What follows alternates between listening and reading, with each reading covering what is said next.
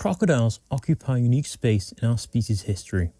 Looking through the fossil record, the while they have grown both larger and smaller over various points in our planet's history, the core fundamental of a crocodile has changed very little, despite them existing on our planet for over 65 million years. Some of the most well-known species include the saltwater and Nile crocodile. That being said, the crocodilians have split into several distinct branches, with the alligator being the most recognisable among them.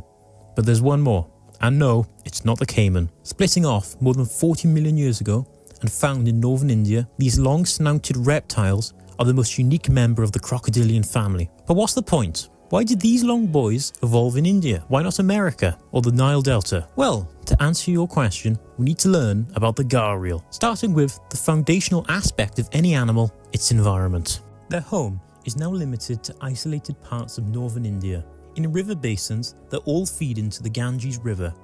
Gharials were once found across much more of the Indian subcontinent, but they are now extinct in all countries except India and possibly Nepal, although this is still uncertain. The rivers of India provide an ideal habitat for Gharials. These rivers, from narrow ravines with fast-moving water to deep pools formed by the winding meanders of the rivers, all lined with prime real estate along the riverbanks. So, with our setting laid out, let's join a young Gharial as it begins their journey. And in fact, I see one hatching right now. So, here we have it, a newly hatched Gharial. Gharial clutches can range from 12 to 100 eggs, although they're usually somewhere between 28 and 60. These little guys will weigh around 75 to 130 grams and are 15 inches long at birth. Immediately after hatching comes the mad dash to get out of the nest and scramble towards the mother, who should be somewhere nearby protecting the nest. Once they reach her, they'll stay close for a few weeks, gaining protection from nearby predators, many of whom wouldn't mind reducing the number of future Gharials in the area, as they are the apex predator of their environment. That being said, whilst the mother is the baby Gharial bodyguard, this role doesn't apply to the father. While he doesn't take an active role in guarding the hatchlings like the mother does, he will allow them to ride on his back, like a biological bus service, which is how we get these amazing images of baby Gharials riding on the back of a fully grown one. One reason the mother does not carry the babies in her mouth is due to its shape. As it's long and slender, it's not best designed for carrying hatchlings around. Another role of the mother is to provide them food. Usually, this is in the form of small prey like frogs and tadpoles. So, no Big Mac meals here, unlike the average toddler diet in the USA. Eventually, once they've grown big enough, the hatchlings will leave for the mother's protection and begin to explore further downriver. Gharials won't become sexually mature until they reach a certain size. This typically happens around the age of 10 for females and 13 for males.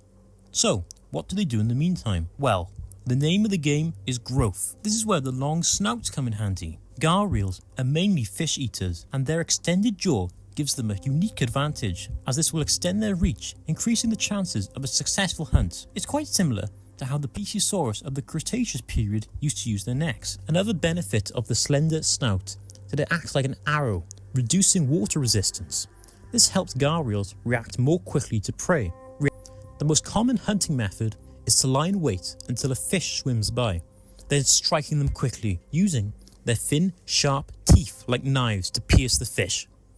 Once swallowed, Gharials will often ingest small stones to help them grind up the food in their stomachs.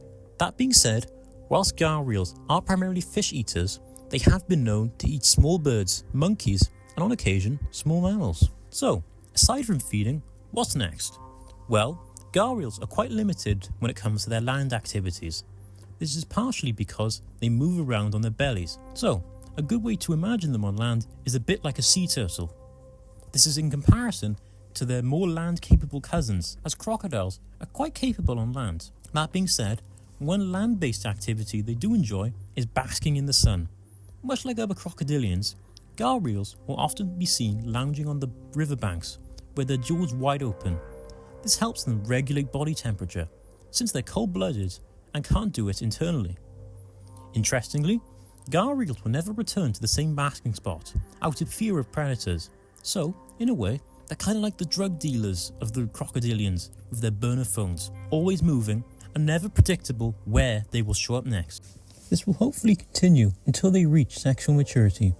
Males are larger than females, with males reaching a length of 15 feet and often weighing somewhere between 159 to 180 kilograms, which can rival the weight of some saltwater crocodiles. Gharials are among the largest crocodilians alive on our planet at this moment. When breeding season rolls around, inactive females and males will usually be ignored by the dominant male in the area. That being said, the dominant male can choose to force smaller males into submission and onto the outskirts of his territory. Courtship starts in December, when the dominant male will begin to force all sexually mature males out of his territory. Dominance is determined by size, with the largest having access to breeding rights.